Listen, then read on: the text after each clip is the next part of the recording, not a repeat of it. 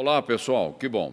Estamos juntos novamente aqui no grupo de amigos online, desenvolvendo o nosso estudo, o tema Até que Nada Mais Importe, tratando da questão do grande mandamento, amar a Deus de todo o coração, ok?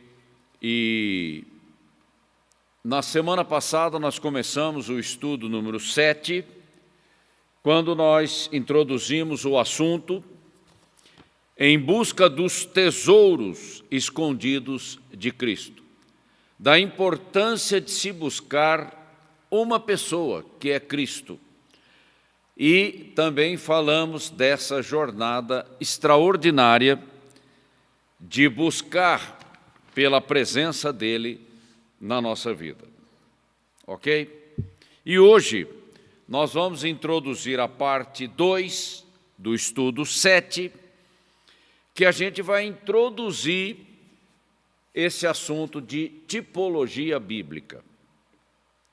Vamos introduzir o assunto para que na próxima semana a gente desenvolva melhor o sentido, o significado dessas coisas nesta busca maravilhosa. O que é tipologia bíblica? Você vai encontrar uma definição, e eu não vou entrar em detalhes por causa do tempo, lá no livro de Hebreus, capítulo 10, versículo 1, quando o texto fala de sombra e não de imagem real das coisas. Que lá no Velho Testamento, uma sombra, mas o cumprimento, a realização daquilo vai acontecer no futuro. Então você tem uma sombra que aponta para um cumprimento futuro. Só para a gente caracterizar o assunto. E lá no livro de Colossenses, capítulo 2, versículo 17, o raciocínio é o mesmo. Festas, dias, são sombras de algo que viria no futuro. Aí apontando para a nova aliança que nós temos em Jesus Cristo. E o que é uma sombra na tipologia bíblica? É uma projeção limitada de uma forma, né? Quando você projeta uma sombra da tua mão numa parede, a sombra é algo parecido, mas não é a realidade da mão. É apenas uma sombra, ok? Uma vaga noção, porque pela sombra eu posso perceber algumas coisas, mas não os detalhes do objeto em si. Então é uma vaga noção do que está sendo projetado, falando de forma física, né? Agora, do ponto de vista bíblico, escatológico, profético, é uma antevisão do que virá futuramente como realidade, como realização. Aponta e depois você tem a realização. Pensa no Velho Testamento falando do Cordeiro de Deus, né? Do Cordeiro. Aí essa imagem projeta para o Cordeiro de Deus, lá em João Batista, que tira o pecado do mundo. Todo aquele sistema de sacrifício no templo aponta para Cristo. Aliás, o Velho Testamento inteiro aponta para Cristo, para a realidade da nova aliança. E um exemplo que nós temos é a serpente de bronze, que é um tipo levantada por Moisés no deserto, está lá no livro de Números, capítulo 21, do versículo 4 ao versículo 9, e o antitipo, que é a realização do tipo, é o cumprimento. Aí nós temos em João 3,14, Jesus na cruz pagando o preço da nossa redenção.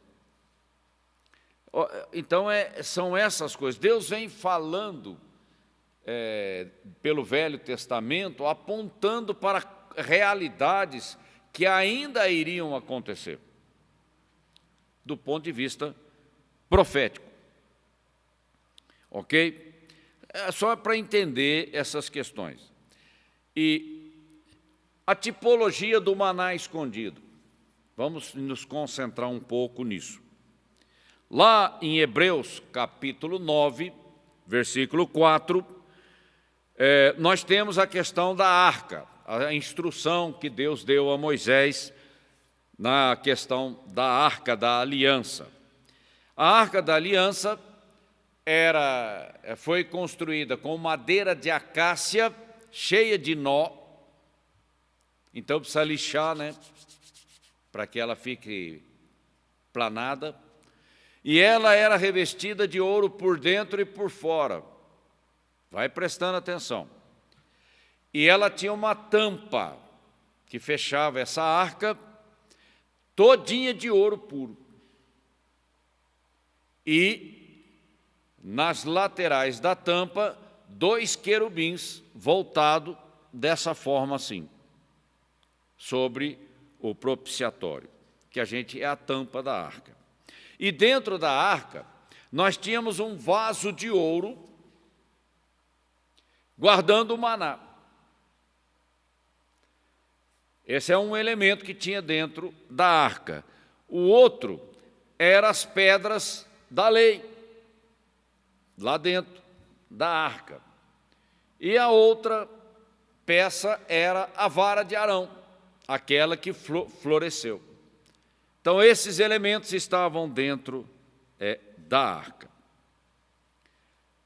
Isso foi construído por instrução de Deus dada a Moisés. Ok? Mas a arca, ela simboliza alguma coisa. Aí vem a questão da tipologia bíblica. O que ela significa? O que ela aponta? Qual o sentido dessas coisas? Porque tudo é profético, Deus fala o tempo todo, apontando para coisas ou para realidades espirituais, ou para coisas que vão acontecer.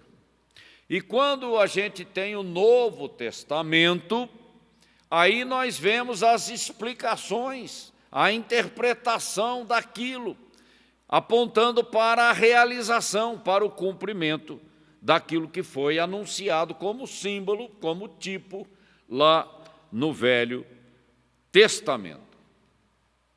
Ok? Então, vê como Deus vai falando. E eu vou ler 2 aqui com relação à questão da tipologia do maná escondido.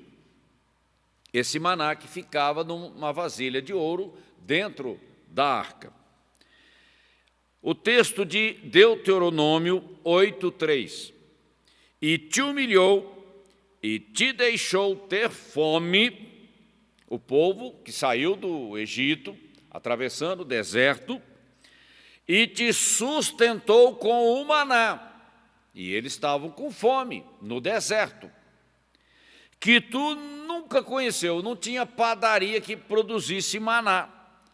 Não era uma coisa da nossa realidade natural. Nem teus pais o conheceram, o maná.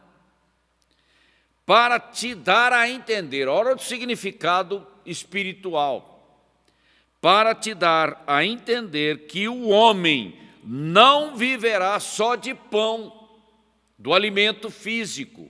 Eu estou com fome, preciso comer alguma coisa. Mas de tudo o que sai da boca do Senhor, disso o homem viverá. Ok? E se o maná não era da realidade natural, como é que o maná apareceu? Ele veio do céu. Deus dá o comando e o maná cai do céu sobre a terra. Falando, Deus fala e acontece. Aí Jesus, na tentação do deserto, ele usa a mesma coisa. E aí a gente começa a entender o significado. Está lá em Mateus 4:4. E ele respondendo ao diabo, disse Jesus: está escrito, não estou inventando, não é da minha cabeça, está escrito, está registrado na palavra. Nem só de pão viverá o homem, mas de toda palavra que sai da boca de Deus. Falando, Deus falando. Então o maná é uma iniciativa de Deus, é um milagre, só Ele pode fazer isso. E como é que Ele fez esse milagre? Falando. E a igreja faz a mesma coisa, pelo poder da autoridade do nome de Cristo. Em meu nome, está lá em Marcos capítulo 16. Para o cumprimento da grande comissão. Porque a igreja não existe como uma placa, uma igreja para enfeitar a terra. Não, a igreja nasceu no Pentecoste com uma missão. Em meu nome, vocês vão fazer discípulos de todas as nações. Vocês vão operar em meu nome, debaixo do poder da palavra de Deus. E vocês vão anunciar o evangelho na terra. E tem um prazo de validade até que eu venha. A igreja nasce assim. Senão nós vamos cair na religiosidade e ficar admirando as pedras do templo. Como se isso fosse a realidade, a essência verdadeira. Então a gente tem que se ligar, ter consciência, convicção clara dessas coisas. Então perceba que o maná, nós estamos falando da tipologia do maná, é um comando que saiu da boca de Deus, Ele falou. Então aquilo que Deus disse, ou está dizendo, ou está registrado, e aqui nós temos a Bíblia, que é o registro da palavra de Deus, mas também pode ser uma palavra liberada pelo Espírito Santo, numa revelação específica, também tem, é Deus falando. E nós temos o comando na Bíblia, ouça o que o Espírito de Deus está falando à igreja. Nós temos que prestar atenção, porque é a palavra de Deus que permanece. É a palavra de Deus que é poderosa, que é viva, que é eficaz e permanece para sempre. A igreja anda assim. Ok? Então, concluindo a questão da tipologia do maná. O maná é um tipo, é um símbolo da palavra de Deus. Palavra é falada, é linguagem, é comunicação. E é o verdadeiro alimento que veio e que vem do céu. Vem de Deus, a fonte de toda boa dádiva. E a nossa fé, a fé da igreja viva de Cristo, a fé que vem pelo ouvir e ouvir a palavra de Deus. A nossa fé vem do céu, porque a palavra de Deus veio do céu. E ela é iluminada pelo Espírito Santo, que faz parte da Trindade. É tudo divino. Então nós reproduzimos na terra o poder da palavra que saiu da boca de Deus, nós replicamos a palavra. A igreja não está aqui para inventar uma palavra dela, a igreja replica a palavra de Deus, no poder da unção, do mover do Espírito Santo. Falar outra coisa não vai produzir grandes coisas. Mas vamos ver também outra tipologia, que é a tipologia bíblica da Arca da Aliança. E depois nós vamos, na próxima semana, trazer o significado disso para dentro da nossa vida espiritual. Ok? Então vamos lá. A arca, para o povo judeu, representava a presença de Deus no meio do povo. No arraial, estavam ali as 12 tribos acampadas ao redor do tabernáculo. Então era a presença de Deus, era a questão da nuvem e a questão da manifestação da glória de Deus. Ali onde estava a arca da aliança. Presença manifesta. O que é presença manifesta? É a glória da presença do Deus Todo-Poderoso. E sem a arca, você é como se a gente tivesse sem Deus, sem a presença dele. E eu quero ler aqui Números, capítulo 10, do versículo 33 ao versículo 36. Partiram, pois, do monte do Senhor, caminho de 3 dias, a arca da aliança do Senhor ia adiante deles. A arca vai na frente. O capitão, o general do exército, o senhor dos exércitos. Caminho de 3 dias para lhes deparar lugar de descanso. A nuvem do Senhor pairava sobre eles de dia, por causa do sol. Quando partiam do arraial, partindo a arca, Moisés dizia, presta atenção, levanta-te, Senhor, e dissipados sejam os teus inimigos, e fujam diante de ti os que te odeiam. Porque eles tinham que seguir caminho. O Senhor vai na frente, o nosso libertador. Ele dá um comando, Moisés, levanta-te, Senhor, e atua, opera em favor do teu povo. Vai prestando atenção no sentido que isso tem para nós, igreja. E quando eles estacionavam para acampar num determinado lugar, Moisés novamente dizia, volta, ó Senhor, para os milhares de milhares de Israel. Senhor, nós queremos a tua presença manifesta através da arca. Olha que isso é profecia bíblica. Isso é palavra profética, isso é comando profético na boca de um líder de uma nação, Moisés. E a igreja, o que ela faz? Ela faz a mesma coisa. Entende? Nós temos que fazer a comparação dessas coisas. Quando os filisteus tomaram a arca, dizia-se em Israel, Icabod. O que significa Icabod? Essa expressão, de Israel se foi a glória de Deus. Estamos sem proteção, a presença manifesta foi, porque Deus já havia dito, Moisés, eu vou falar contigo na arca, eu vou me manifestar na arca e eu vou trazer coisas para você. A arca era um símbolo da presença manifesta. E quando os filisteus levaram a arca, eles não tinham a arca. Deus não se manifesta, não se manifestava. E acabou.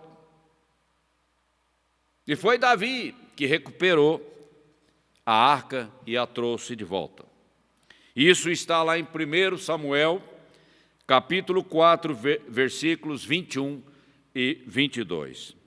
Então, a arca da aliança era o lugar, através do qual o objeto, o utensílio do templo, porque a arca era um utensílio do templo, onde a presença divina se manifestava. E está ali no livro de Êxodo, capítulo 25, versículo 22. E esse versículo de Êxodo diz o seguinte, ali, falando com Moisés, ali virei a ti a manifestação da presença. De cima do propiciatório, que era a tampa da arca com os 2 querubins, no meio dos querubins, oh, glória a Deus, que estão sobre a arca do testemunho, porque, na verdade, todos aqueles elementos que estavam dentro da arca eram um testemunho da manifestação do poder de Deus em prol do seu povo, como um memorial para eles.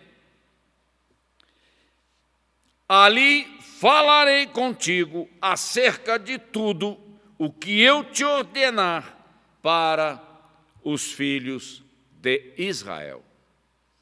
Então, a manifestação, a presença manifesta, fala de capacitação e de direção de Deus na vida deles. E para a igreja, fala o quê? Faz a comparação, traz o sentido, o tipo lá do Velho Testamento para a Nova Aliança. Quem é guiado pelo Espírito Santo é filho de Deus. Romanos 8, 14. Mas se eu não tenho a direção do Espírito, parece que é o peixe fora d'água, né? Então, a gente tem que estar linkando as coisas para ter o correto, o verdadeiro entendimento espiritual dessas coisas. E qual é o cumprimento, a realização da Arca da Aliança? Cristo! Cristo é a realização, o cumprimento daquele tipo, daquela sombra da Arca da Aliança. E lá na ceia do Senhor, ele diz: a nova aliança derramada, através do meu sangue, da sua morte substituta na cruz. E aí o nome de Cristo é Emanuel, Deus conosco, Deus presente na vida daquele que crê. E Ele ainda envia o Espírito Santo para habitar no espírito recriado daquele que crê, daquele que nasceu de novo. E o Espírito Santo agora é aquele que testemunha com o meu espírito e traz a revelação das profundezas de Deus. Olha, que coisa tremenda. O tipo lá no Velho e a realização completa, cabal, no Novo Testamento.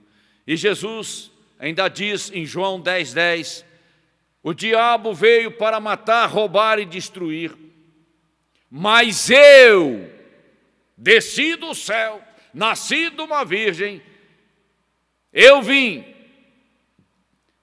e vou pagar o preço para que vocês tenham vida plena, vida em abundância. E para que vocês possam reinar em vida, nesta terra, no tempo da oportunidade, no poder do meu nome, da minha graça. A igreja é sobrenatural. E se você olhar para finalizar o nosso estudo, na construção da arca, madeira de acácia, é uma madeira toda torta, toda cheia de nó. Isso aponta para a nossa vida humana, cheia de defeito, por causa do pecado. Vai prestando atenção, a natureza humana aqui, frágil, apontando para a nossa fragilidade. Mas ela era revestida de ouro, por dentro e por fora. Isso aponta, o ouro aponta para a glória de Deus. Aí traz o símbolo da construção da arca para Cristo, aquele que é o Filho do homem, o Verbo que se fez carne e habitou entre nós, falando da humanidade, da nossa fragilidade, mas ao mesmo tempo, Jesus é o Filho de Deus, cheio da glória de Deus, porque Ele mesmo disse, quem vê a mim, vê o Pai. É tremendo. E na teologia, essas duas coisas presentes na vida de Jesus, o Nazareno Galileu. A teologia deu um nome que a gente usa para caracterizar essa situação, união hipostática. As duas coisas no mesmo lugar. É um milagre, é um mistério de Deus. O Deus encarnado habitou entre nós e pagou o preço da nossa redenção na carne, porque o pecado foi cometido na carne e Cristo pagou o preço na carne, como Filho do homem. Mas Ele nunca deixou de ser Deus, porque é impossível cancelar a identidade dele como Deus, porque ele faz parte da Trindade. Mas ele abriu mão dos atributos da divindade para pagar o preço como Filho do homem. E a gente tem que prestar atenção que Jesus nasceu de uma virgem, ele foi gerado do Espírito Santo. Então Jesus não tinha o problema da morte espiritual sobre a vida dele. E a Bíblia também diz que Jesus, durante toda a sua vida, não cometeu pecados, que é outra coisa. Por isso que o sacrifício dele, feito com a motivação correta, porque Deus amou o mundo de tal maneira, e Ele também nos amou e voluntariamente entregou a sua vida, Deus aceitou o sacrifício dele. E ele foi recebido na glória e hoje está assentado à direita da majestade, numa posição de honra e glória, e foi dado a ele o ofício de juiz, aquele que julga vivos e mortos. É tremendo quando a gente consegue juntar todas essas revelações da palavra de Deus. Eu particularmente fico extremamente impressionado com tudo isso, da sabedoria de Deus trabalhando todas essas coisas e mostrando e provando para nós que Deus nos ama. Ok? Vamos parar por aqui, nosso tempo já esgotou, e a semana que vem a gente traz isso para a nossa vida espiritual. Reflita nessas coisas com humildade, com o coração aberto. Deixa o Espírito Santo trabalhar a mudança de paradigmas no seu entendimento, para que a tua vida floresça e os frutos da tua vida permaneçam para a glória de Deus. Que você tenha uma semana abençoada, poderosa, com a mão de Deus agindo sobre a tua vida, e eu conto com você a semana que vem para mais um estudo. Que Deus te abençoe.